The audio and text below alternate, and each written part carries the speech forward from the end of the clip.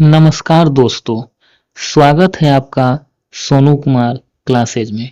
दोस्तों, आज के वीडियो में मैं आप लोगों को बताने वाला हूं बिहार एसएससी के द्वारा जो एक नई वैकेंसी आई है, तो उसी के बारे में बताने वाला हूं। दोस्तों, वीडियो को शुरू करने से पहले आप लोगों से एक बात कहना चाहूँगा कि अगर आपने अभी तक इस चैनल को सब्सक्राइब नहीं किया है तो इस चैनल को सब्सक्राइब जरूर कर लें, ताकि इस चैनल से रिलेटेड इम्पोर्टेंट नोटिफिकेशन आप लोगों को मिलता रहे। तो दोस्तों, वीडियो को शुरू करते हैं।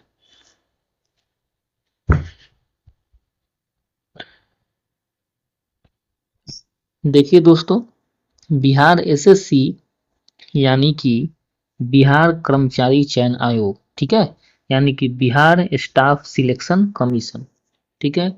तो इसी के द्वारा जो है दोस्तों नई वैकेंसी जारी की गई है।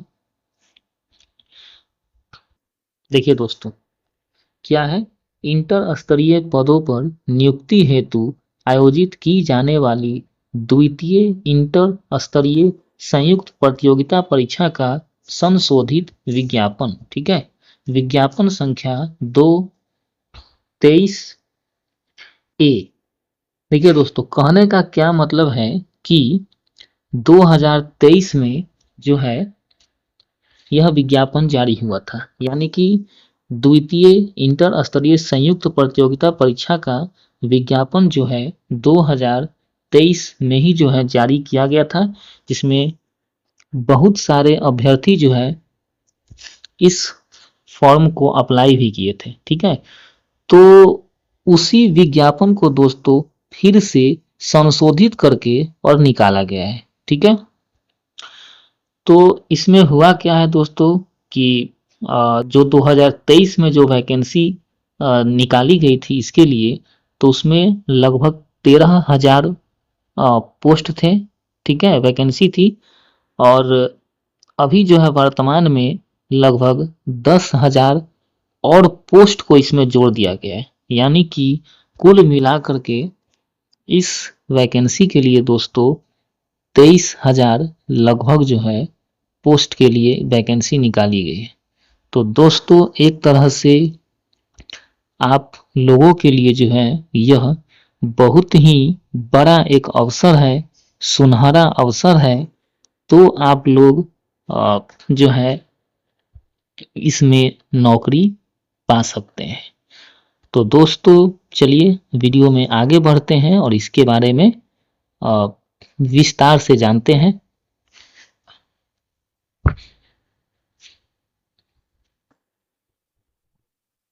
देखिए, तो ऑनलाइन रजिस्ट्रेशन जो है दोस्तों आप कर सकते हैं 15/10/2025 से 25/11/2025 तक, ठीक है। यानी 15 अक्टूबर 2025 से 25 नवंबर 2025 तक आप दोस्तों इसमें ऑनलाइन रजिस्ट्रेशन करा सकते हैं, ठीक है। देखिए, सामान्य प्रशासन विभाग बिहार पटना के द्वारा विभिन्न विभागों कार्यालयों से इंटर स्तरीय पदों की रिक्तियों आरक्षण कोटिवार से संबंधित प्राप्त अधियाचनाओं के आलोक में बिहार कर्मचारी चयन आयोग द्वारा विज्ञापन संख्या 2/2023 प्रकाशित करते हुए सुयोग्य भारतीय नागरिकों से ऑनलाइन आवेदन आमंत्रित किए गए, ठीक है, यानी किया गया था।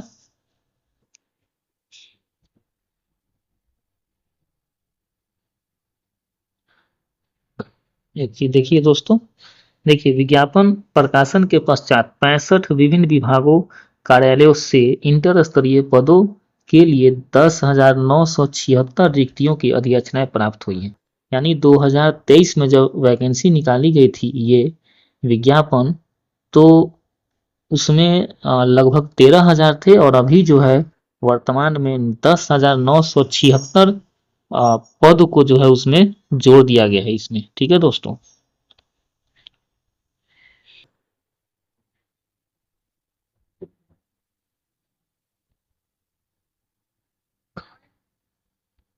देखिए आगे दोस्तों, वैसे अभ्यर्थी जिन्होंने विज्ञापन संख्या 2023 के अंतर्गत अंतिम रूप से ऑनलाइन आवेदन समर्पित किए हैं, उन्हें विज्ञापन संख्या 223A, ठीक है दोस्तों, 2023 में जब ये वैकेंसी आई थी तो उसका विज्ञापन संख्या 223 था।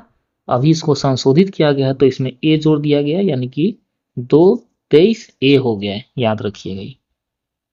ठीक है, तो विज्ञापन संख्या 2023A हेतु पुनः आवेदन समर्पित करने की आवश्यकता नहीं है। पूर्व से आवेदित अभ्यर्थी एवं विज्ञापन संख्या 2023A हेतु आवेदन करने वाले अभ्यर्थी निम्नांकित तालिका के सभी पदों के लिए प्रतियोगी होंगे। तो कहने का मतलब है कि दोस्तों, जो भी अभ्यर्थी 2023 में अप्लाई किए थे और जो अभ्यर्थी अभी वर्तमान में अप्लाई करेंगे, तो सभी अभ्यर्थी इसमें जो है लगभग सभी 23,000 पदों के लिए जो है वो प्रतियोगी होंगे। ठीक है, और एक चीज ध्यान दीजिएगा दोस्तों कि जो अभ्यर्थी 2023 में अप्लाई कर चुके हैं इस वैकेंसी के लिए, उनको फिर से अप्लाई करने की आवश्यकता नहीं है। ठीक है, जो अभ्यर्थी जो 2023 में द्वितीय इंटर स्तरीय प्रतियोगिता परीक्षा के लिए अप्लाई कर दिए थे, उन्हें जो है अभी इस फॉर्म को भरने की आवश्यकता नहीं है। ठीक है, चलिए, तो देखिए दोस्तों, यही है, मतलब वैकेंसी इसमें दिया हुआ है। ठीक है, जैसे देखिए, ये निम्न वर्गीय लिपिक है, कौन से विभाग में है, तो पथ निर्माण विभाग में है, लेवल 2 का है। न्यूनतम शैक्षणिक योग्यता इसमें इंटरमीडिएट या समकक्ष है। तकनीकी योग्यता क्या है, तो कंप्यूटर पर हिंदी में, ठीक है, वर्ड प्रोसेसिंग या टंकन का ज्ञान इनके पास होना चाहिए। ठीक है, इसमें देखिए अनारक्षित के लिए जो है दोस्तों 15 पोस्ट है, अनुसूचित जाति के लिए 6 पोस्ट है, अनुसूचित जनजाति के लिए 1 पोस्ट है, अत्यंत पिछड़ा वर्ग के लिए 7 पोस्ट है, पिछड़ा वर्ग के लिए 3 पोस्ट है, पिछड़े वर्गों की महिलाएं के लिए 2 पोस्ट है, आर्थिक रूप से कमजोर वर्ग के लिए 4 पोस्ट है। कुल पदों की संख्या इसमें 38 है दोस्तों। और स्वतंत्रता सेनानी के पोता पोती नाती नतनी के लिए 1 पोस्ट इसमें है, और दिव्यांग के लिए इसमें डीडी के लिए 1 पोस्ट इधर है। ठीक है, तो इस तरह से इसमें, और 35% आरक्षण महिलाओं के लिए इसमें भी है, जिसमें जैसे ये कुल 38 पोस्ट में 13 पोस्ट जो है दोस्तों ये महिलाओं के लिए आरक्षित है। ठीक है, तो इस तरह से आप इसमें देख सकते हैं बहुत सारे इसमें डिपार्टमेंट है। ठीक है, सभी का ये आप देख सकते हैं डिटेल में वैकेंसी का। एक चीज आप ध्यान दीजिएगा, इसमें देखिए आपको कंप्यूटर का भी जो है आपको जो है क्या है, कंप्यूटर संचालन एवं कंप्यूटर टंकन, ये सब ज्ञान होना चाहिए आपको। यहाँ देखिए जैसे हिंदी एवं अंग्रेजी टंकन अनिवार्य है। ठीक है, निम्न वर्गीय लिपिक पोस्ट है, ये सब आप ध्यान दीजिएगा। यानी कहने का मतलब है, चलिए आगे देखते हैं हम लोग दोस्तों इसमें।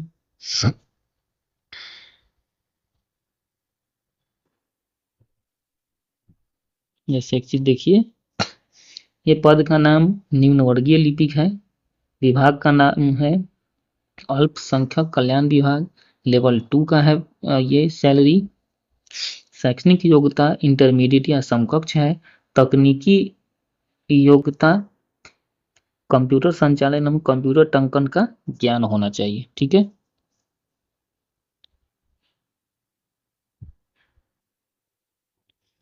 ये जैसे देखिए, जैसे ये पंचायत सचिव है, पंचायती राज विभाग के लिए है, ये लेवल 3 का जॉब है दोस्तों, ठीक है, लेवल 3 का जॉब है। इंटरमीडिएट अथवा समकक्ष परीक्षा उत्तीर्ण होना चाहिए। और इसमें योग्यता क्या है देखिए, ये वांछनीय योग्यता, ठीक है। तो वांछनीय योग्यता क्या है देखिए, कंप्यूटर पर टंकन तथा एमएस ऑफिस का ज्ञान जो है उनके पास होना चाहिए, ठीक है। आप डिटेल में देख सकते हैं इसको।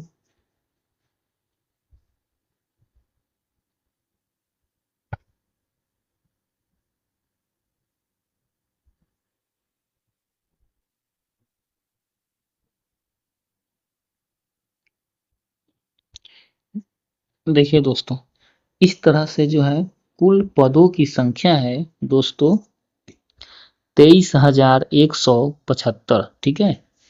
23,175 दोस्तों कुल पदों की संख्या है। इसमें 7,394 महिलाओं के लिए इसमें है पद, ठीक है। 470 पोस्ट स्वतंत्रता सेनानी के पोता पोती नाती नतनी के लिए है। और इधर जो दिया हुआ है वो दिव्यांग के लिए, ठीक है। तो इस तरह से दोस्तों 23,000 पद के लिए वैकेंसी निकाली गई है। तो एक तरह से ये आप सभी के लिए बहुत ही गोल्डन चांस है, ठीक है, एक सरकारी नौकरी प्राप्त करने का। जिनका भी सपना है उनके लिए यह एक बहुत ही सुनहरा अवसर है, ठीक है। चलिए आगे देखते हैं। देखिए, इंपॉर्टेंट कुछ पॉइंट है। देखिए, दिव्यांगता की प्रकृति इस प्रकार दर्शाई गई है, ठीक है। VI मतलब दृष्टि दिव्यांगता, DD मतलब मूक बाधिर दिव्यांगता, OH मतलब चलन दिव्यांगता, MD मतलब मनोविकार दिव्यांगता एवं MUD मतलब बहु दिव्यांगता, ठीक है। आगे देखिए, राज्य के मूल निवासी बेंचमार्क दिव्यांग जन मात्र को ही क्षैतिज आरक्षण अनुमान्य है। राज्य के मूल निवासी महिला अभ्यर्थी को ही 35% क्षैतिज आरक्षण अनुमान है। उपर्युक्त सभी रिक्तियां औपबंधिक है जो घट या बढ़ सकती है। आवेदन की अंतिम तिथि तक सामान्य प्रशासन विभाग के माध्यम से जिन अधियाची विभागों कार्यालयों के द्वारा संशोधित रिक्तियां अथवा नए पद हेतु रिक्तियां जिनकी शैक्षणिक योग्यता इंटर या समकक्ष होगी, आयोग को संसूचित की जाएगी। उन रिक्तियों को भी इस विज्ञापन की रिक्तियों में समावेशित किया जा सकता है, ठीक है। तो दोस्तों इसमें हो सकता है तो बढ़ भी सकता है वैकेंसी इसमें और। चलिए अब देखिए दोस्तों, न्यूनतम शैक्षणिक योग्यता क्या होनी चाहिए। देखिए, ऑनलाइन आवेदन समर्पित करने की अंतिम तिथि तक अभ्यर्थियों को मान्यता प्राप्त संस्थान से इंटरमीडिएट या समकक्ष एवं उपरोक्त तालिका में वर्णित पदों के सामने उल्लिखित न्यूनतम शैक्षणिक योग्यता में उत्तीर्ण होना अनिवार्य है, ठीक है। निर्धारित न्यूनतम शैक्षणिक योग्यता इंटरमीडिएट या समकक्ष की योग्यता भारत सरकार या राज्य सरकार के तहत स्थापित शैक्षणिक बोर्ड द्वारा निर्गत होनी चाहिए, ठीक है। यानी सीधा से समझिए, आपको इंटरमीडिएट पास होना चाहिए कोई भी सब्जेक्ट्स, ठीक है। चलिए, तकनीकी या वांछनीय योग्यता क्या है होनी चाहिए आपके पास। देखिए, ऑनलाइन आवेदन समर्पित करने की अंतिम तिथि तक अभ्यर्थियों को मान्यता प्राप्त संस्थान से उपरोक्त तालिका में वर्णित पदों या विभागों के सामने उल्लिखित तकनीकी या वांछनीय योग्यता धारण करना अनिवार्य है। ऊपर के जो भी कॉलम है उसमें दिया हुआ है दोस्तों, आप लोग उसको देख सकते हैं।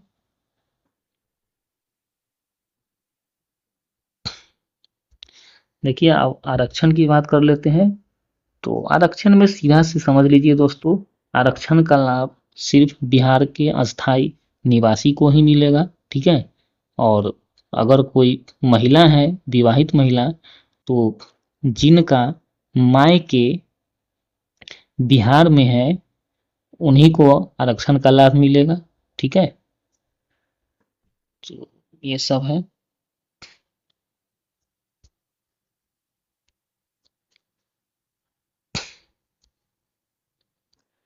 देखिए, आवेदन में दिया गया अस्थायी पता ही आरक्षण के प्रयोजन के लिए अस्थायी निवास अनुमान होगा। उक्त आरक्षण के लिए उम्मीदवारों को अस्थायी आवासीय प्रमाण पत्र प्रस्तुत करना अनिवार्य होगा। ठीक है। जो SC ST के कैंडिडेट है तो उनको जाति प्रमाण पत्र भी अपलोड करना पड़ेगा आवेदन करते समय, और आवासीय प्रमाण पत्र भी उनको अपलोड करना होगा। ठीक है।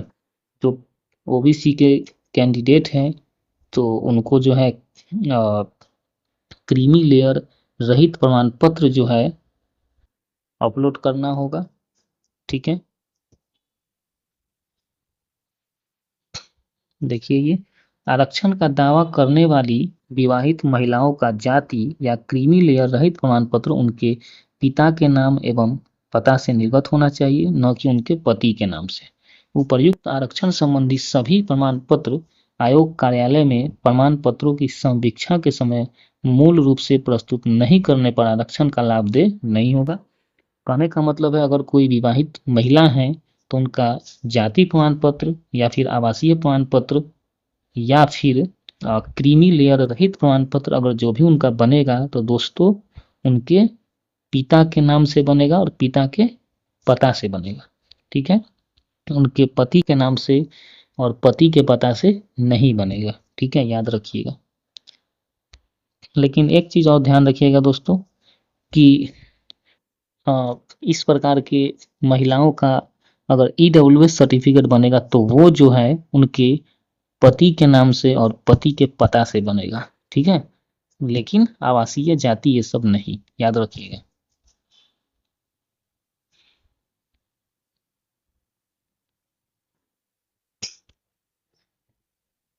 देखिए आगे, आरक्षण का दावा करने वाले उम्मीदवार अपनी जाति के अनुरूप पूर्ण रूप से संतुष्ट होने के पश्चात ही आरक्षण कोटि का अंकन ऑनलाइन आवेदन के संबंधित कॉलम में करेंगे एवं ऑनलाइन आवेदन भरते समय उनके पास आरक्षण कोटि के अनुरूप सक्षम प्राधिकार से निर्गत प्रमाण पत्र भौतिक रूप में उपलब्ध होना अनिवार्य होगा।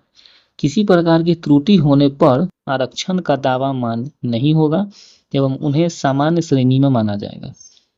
उदाहरण के लिए देखिए, यदि BC कोटि के अभ्यर्थी ऑनलाइन आवेदन के समय EBC अंकित करते हैं तथा प्रमाण पत्र समीक्षा के दौरान BC कोटि का प्रमाण पत्र प्रस्तुत करते हैं तो उन्हें अनारक्षित कोटि में रखा जाएगा। इसलिए आप लोग जब ऑनलाइन आवेदन करिएगा तो आप अच्छी तरह से अपना जाति के अनुसार जो कोटि है आप भर लीजिएगा दोस्तों उसमें। ठीक है। आगे देखिए, यदि उम्मीदवार प्रमाण पत्र समीक्षा के दौरान संगत प्रमाण पत्र प्रस्तुत नहीं करेंगे तो उन्हें अनारक्षित कोटि में मान कर दिया जाएगा। तदनुसार आयोजित प्रतियोगिता परीक्षाओं यथा प्रारंभिक परीक्षा, मुख्य परीक्षा का परीक्षा फल की समीक्षा कर आवश्यक कार्रवाई की जाएगी।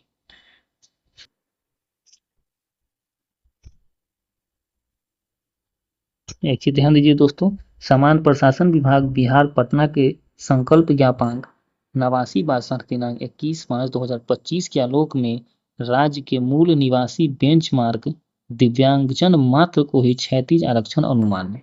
यानी बिहार के जो अस्थायी निवासी है दिव्यांग उन्हीं को आरक्षण मिलेगा।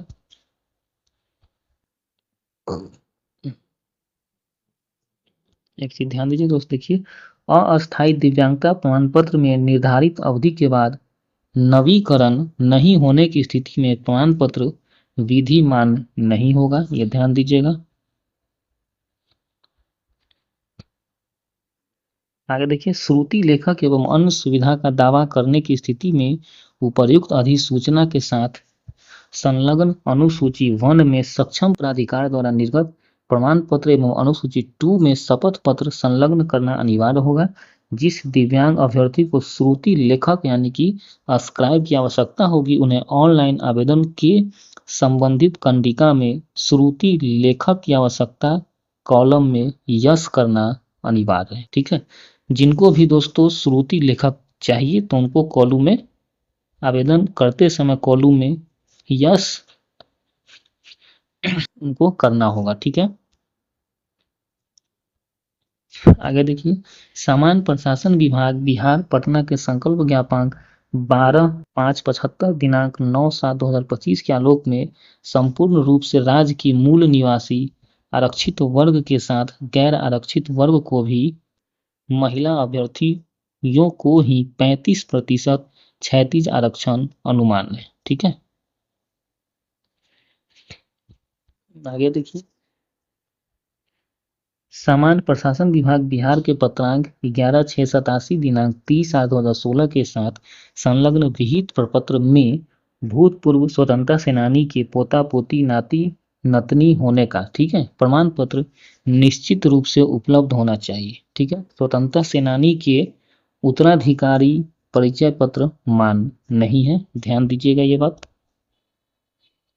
आगे देखिए, विवाहित महिला के पक्ष में आय एवं परिसंपत्ति प्रमाण पत्र अभ्यर्थी के पति के साथ रहने की स्थिति में उनके पति के अस्थायी निवास अंचल से निर्गत होगा, परंतु इस विवाहित महिला का अपने पिता के निवास के आधार पर निर्गत आवास प्रमाण पत्र प्रस्तुत करना आवश्यक होगा, जिससे स्पष्ट हो जाए कि विवेचित विवाहित महिला बिहार राज्य की मूल निवासी है। आय एवं परिसंपत्ति संबंधी प्रमाण पत्र निर्गत किए जाने की तिथि से 1 वर्ष के लिए वैध माना जाएगा। यानी कहने का मतलब है दोस्तों, जो मैंने पहले ही बताया है कि अगर कोई विवाहित महिला है तो उनको जो है, अगर EWS सर्टिफिकेट अगर उनका बनेगा या फिर आय प्रमाण पत्र अगर बनेगा तो उनका पति के नाम से बनेगा और पति के पता से बनेगा, पिता के नाम से और पिता के पता से नहीं बनेगा। लेकिन यही महिला का अगर आवासीय या फिर जाति प्रमाण पत्र अगर बनेगा तो वो उनके पिता के नाम से और पिता के पता से बनेगा। ठीक है, और 1 वर्ष के लिए ये सर्टिफिकेट वैलिड रहेगा।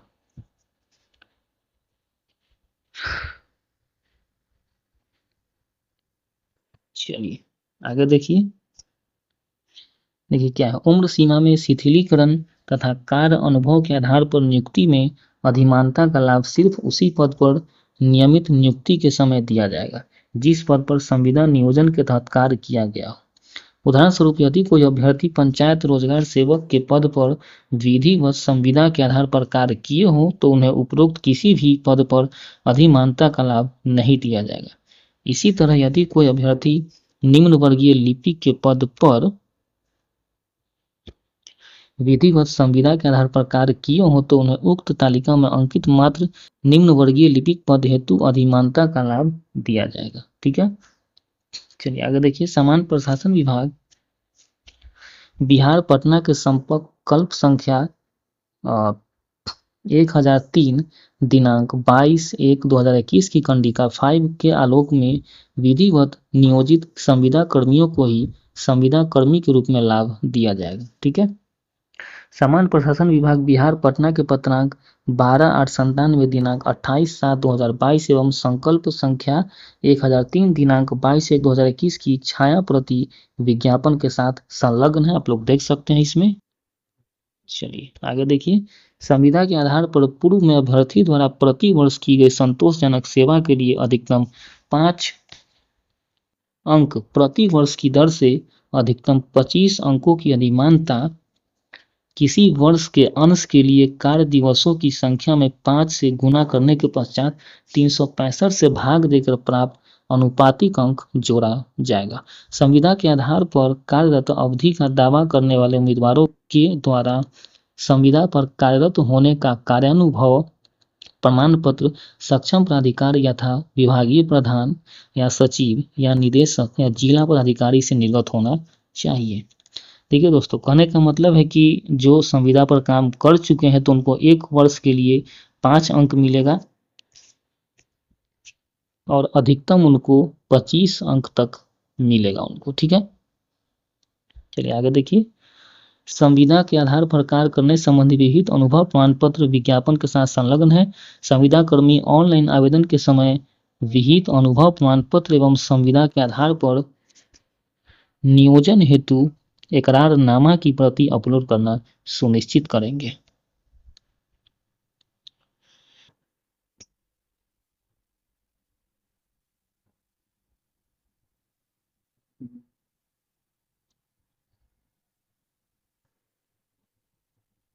ठीक है। चलिए देखिए आगे देखिए दोस्तों, देखिए सामान्य प्रशासन विभाग बिहार पटना के पत्रांक 12/956 दिनांक 16/8/2024 के आलोक में उक्त लाभ प्रतियोगिता परीक्षा के प्रारंभिक एवं मुख्य परीक्षा दोनों चरणों में दिया जाएगा। चलिए आगे देखिए, अभ्यर्थी द्वारा ऑनलाइन आवेदन भरते समय किए गए दावा के अनुसार सक्षम प्राधिकार द्वारा निर्गत सभी प्रमाण पत्र यथा मैट्रिकुलेशन प्रमाण पत्र, शैक्षणिक एवं तकनीकी योग्यता संबंधी प्रमाण पत्र, अनुसूचित जाति या जनजाति का जाति प्रमाण पत्र, अत्यंत पिछड़ा वर्ग या पिछड़ा वर्ग का क्रीमी लेयर रहित प्रमाण पत्र, आर्थिक रूप से कमजोर वर्गों के लिए आय एवं परिसंपत्ति प्रमाण पत्र, अस्थायी आवासीय प्रमाण पत्र, बिहार राज्य के स्वतंत्रता सेनानी के पोता पोती नाती नतनी का प्रमाण पत्र, दिव्यांगता प्रमाण पत्र, अधिकतम उम्र में छूट संबंधी प्रमाण पत्र, अनापत्ति प्रमाण पत्र इत्यादि का निर्गत संख्या एवं तिथि ऑनलाइन आवेदन में अंकित किया जाना आवश्यक है। मुख्य परीक्षा के आवेदन भरने के समय उपरोक्त सभी संगत प्रमाण पत्रों को अपलोड करना अनिवार्य होगा। ठीक है। प्रमाण पत्रों की समीक्षा के समय ऑनलाइन आवेदन में अपलोड किए गए प्रमाण पत्र को ही मूल में प्रस्तुत करना अनिवार्य होगा। उससे भिन्न निर्गत संख्या वाले प्रमाण पत्र मान्य नहीं किया जाएगा। यानी दोस्तों एक चीज ध्यान रखिएगा, आप जो भी डॉक्यूमेंट ऑनलाइन फॉर्म भरते समय अपलोड करिएगा, वही डॉक्यूमेंट आपको जब आपका डॉक्यूमेंट वेरिफिकेशन होगा तो आपको ले जाना होगा, दूसरा डॉक्यूमेंट आपको नहीं ले जाना है। चलिए आगे देखिए, सभी वांछित प्रमाण पत्र ऑनलाइन आवेदन भरने की अंतिम तिथि संशोधन किए जाने की स्थिति में अंतिम निर्धारित तिथि तक का होना आवश्यक है। आवेदन भरने की अंतिम तिथि के पश्चात निर्गत प्रमाण पत्र मान्य नहीं होगा। दोस्तों कहने का मतलब है कि जो ये वैकेंसी अप्लाई करने का जो लास्ट डेट है, तो उस डेट तक का ही आपका जो भी डॉक्यूमेंट है वो होना चाहिए, उसके बाद का जो है सो नहीं होना चाहिए, वो मान्य नहीं होगा। ठीक है, ध्यान रखिएगा। देखिए दोस्तों अब बात कर लेते हैं हम लोग उम्र सीमा क्या होनी चाहिए। तो देखिए उम्र सीमा में है कि अभ्यर्थी के उम्र सीमा की गणना दिनांक 1/8/2025 के आधार पर की जाएगी, परंतु वैसे अभ्यर्थी जो दिनांक 1/8/2015 को सरकार द्वारा निर्धारित अधिकतम उम्र सीमा धारित करते हों एवं उक्त तिथि तक निर्धारित शैक्षणिक योग्यता धारण करते हो, वे भी उम्र सीमा के आधार पर सामान्य प्रशासन विभाग के पत्रांक 212 दिनांक 23/1/2006 के आलोक में इस परीक्षा के लिए पात्र होंगे। ठीक है, तो 1/8/2025 सामान्य रूप से ये आपका डेट है, इसी के आधार पर आपकी उम्र की गणना की जाएगी, लेकिन कुछ स्पेशल कंडीशन में ये जो लेटर था तो उसके हिसाब से भी अप्लाई कर सकते हैं कैंडिडेट। देखिए दोस्तों न्यूनतम आयु सीमा 18 वर्ष है, यानी कि आपकी उम्र कम से कम 18 वर्ष होनी चाहिए। अधिकतम उम्र की हम लोग देखिए बात करते हैं क्या है। देखिए तो अनारक्षित पुरुष के लिए अधिकतम उम्र 37 वर्ष होनी चाहिए, मतलब इससे ज़्यादा नहीं होनी चाहिए। पिछड़ा वर्ग एवं अत्यंत पिछड़ा वर्ग पुरुष एवं महिला दोनों के लिए अधिकतम उम्र सीमा 40 वर्ष है। अनारक्षित महिला के लिए अधिकतम उम्र सीमा 40 वर्ष है। अनुसूचित जाति एवं अनुसूचित जनजाति पुरुष एवं महिला दोनों के लिए अधिकतम उम्र सीमा 42 वर्ष है।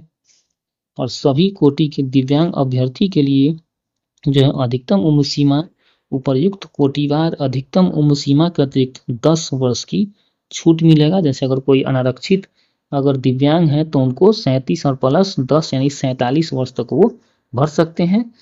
ठीक है, सभी कोटि वाइज प्लस 10 भर सकते हैं वो। देखिए आयोग द्वारा मैट्रिकुलेशन या समतुल्य प्रमाण पत्र में अंकित उम्मीदवार की जन्म तिथि मान्य की जाएगी। बाकी सब ये सब आप देख सकते हैं।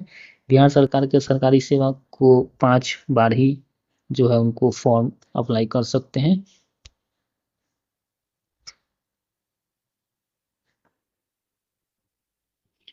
देखिए उक्त परीक्षा के लिए ऑनलाइन आवेदन पत्र भरने वाले अभ्यर्थी को अपनी जाति के अनुरूप आरक्षण कोटि को सही एवं स्पष्ट रूप से उद्धृत करना अनिवार्य होगा। ठीक है, देखिए दोस्तों, परीक्षा शुल्क तो सभी कैंडिडेट के लिए 100 रुपया है परीक्षा शुल्क। ठीक है, देखिए, ऑनलाइन रजिस्ट्रेशन करने के पश्चात परीक्षा शुल्क ऑनलाइन पेमेंट गेटवे के माध्यम से दिनांक 15/10/2025 से 25/11/2025 तक जमा किया जा सकेगा। देखिए दोस्तों, परीक्षा की प्रकृति कैसी होगी, तो वस्तुनिष्ठ होगा। ठीक है, देखिए, बिहार कर्मचारी चयन आयोग परीक्षा संचालन नियमावली 2010 के आलोक में 40,000 से अधिक आवेदन प्राप्त होने पर प्रारंभिक परीक्षा आयोजित की जाएगी। अधिक आवेदन प्राप्त होने पर प्रारंभिक परीक्षाएं एक से अधिक चरणों में आयोजित की जा सकती है।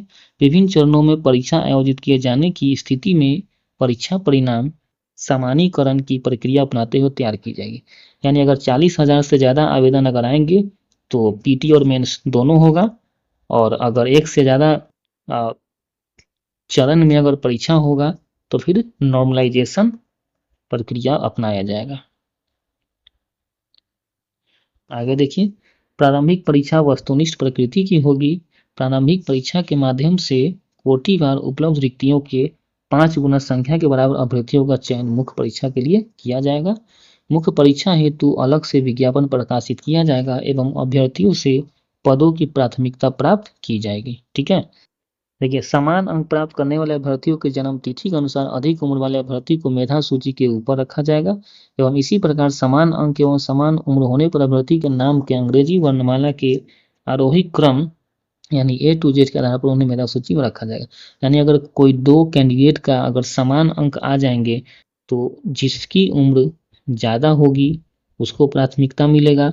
अगर उम्र भी अगर मैच कर जाएगा, बराबर हो जाएगा, तो फिर उनके नाम के जो लेटर है तो उसके हिसाब से उनको प्राथमिकता दिया जाएगा।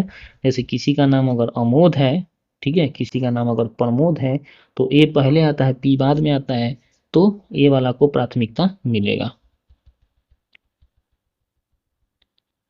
देखिए, प्रारंभिक परीक्षा जो होगा वो क्या है, उसका सिलेबस। तो प्रारंभिक परीक्षा में एक पत्र सामान्य ज्ञान का होगा जिसका निम्नलिखित विषय होगा। देखिए, समान अध्ययन, सामान्य विज्ञान एवं गणित और मानसिक क्षमता जांच होगा। ठीक है, यानी कि रीजनिंग हो जाएगा। चलिए आगे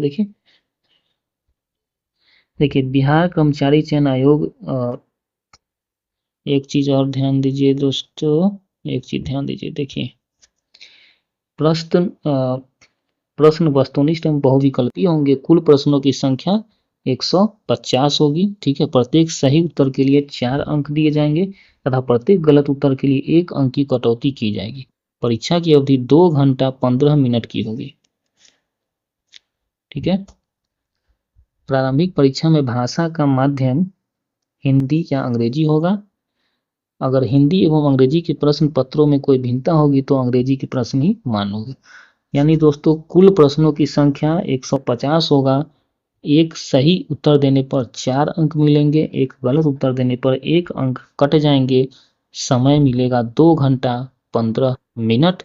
माध्यम होगा परीक्षा का हिंदी या अंग्रेजी। अगर कोई डाउट होगा प्रश्न में तो अंग्रेजी वाला क्वेश्चन मान्य होगा।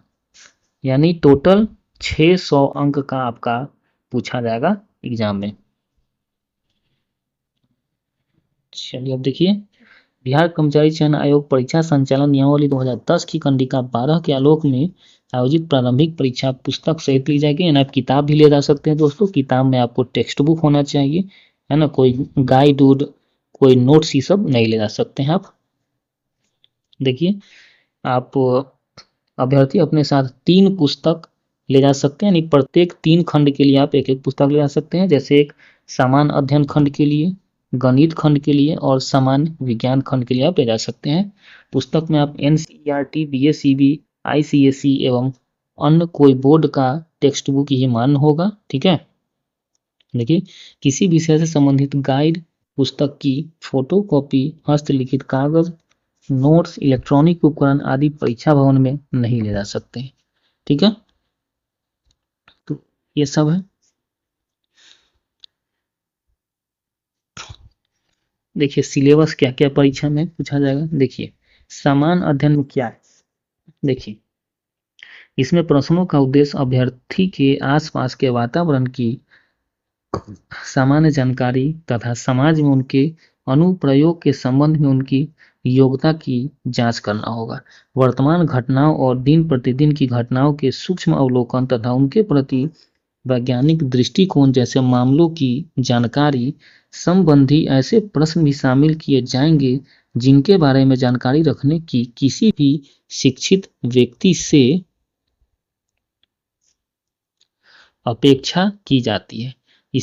इसमें बिहार, भारत और इसके पड़ोसी देशों के संबंध में विशेष रूप से प्रश्न पूछे जा सकते हैं।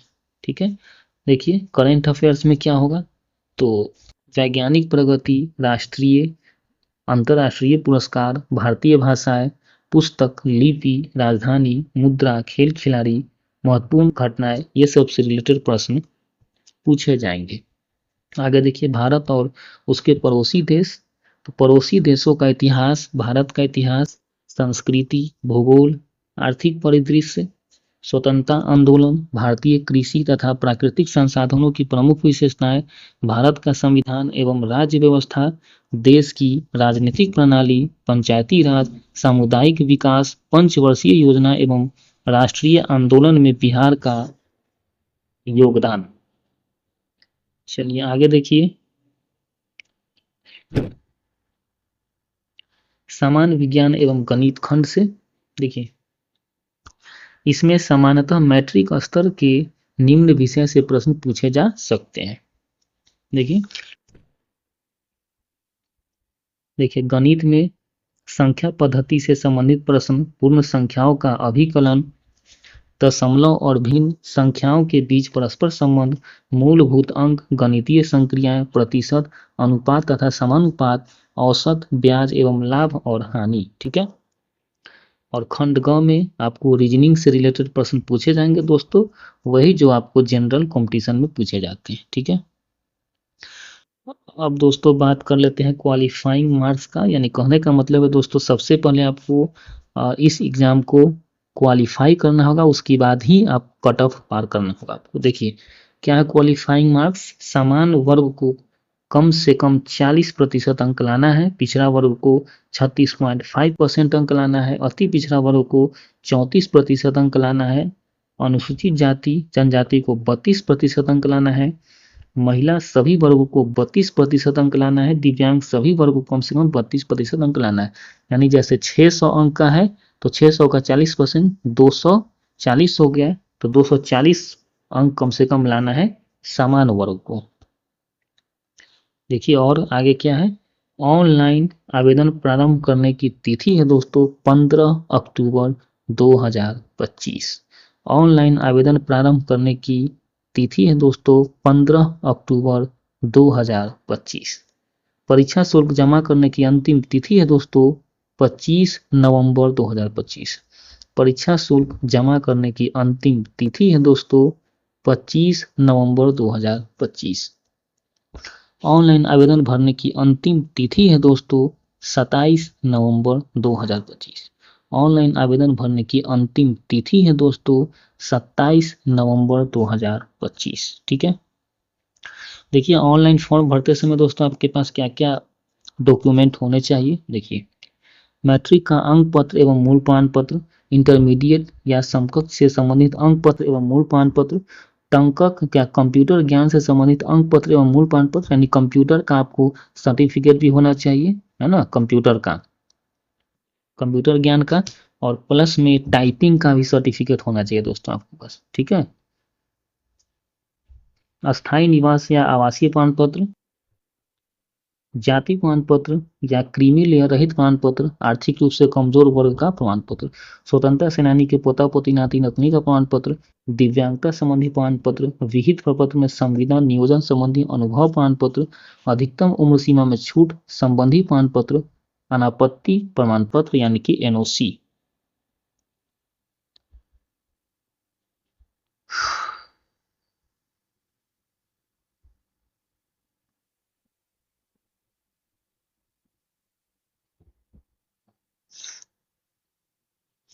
एक बार और ध्यान दीजिए आप लोग दोस्तों, अंतिम तिथि ऑनलाइन आवेदन दिनांक 15/10/2025 से 27/11/2025 की रात्रि 11:59 तक आयोग के वेबसाइट bsc.bihar.gov.in पर आप भर सकते हैं। ठीक है, ये चीज आप ध्यान दीजिएगा।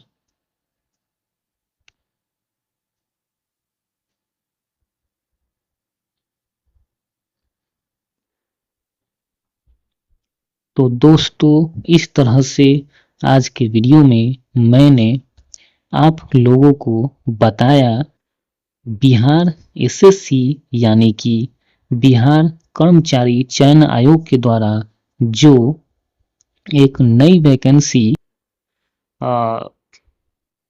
ये है दोस्तों, द्वितीय इंटर स्तरीय संयुक्त प्रतियोगिता परीक्षा का जो संशोधित विज्ञापन जारी किया गया है, तो उसी के बारे में बताया। तो दोस्तों मिलते हैं फिर अगले वीडियो में, तब तक के लिए जय हिंद, जय भारत।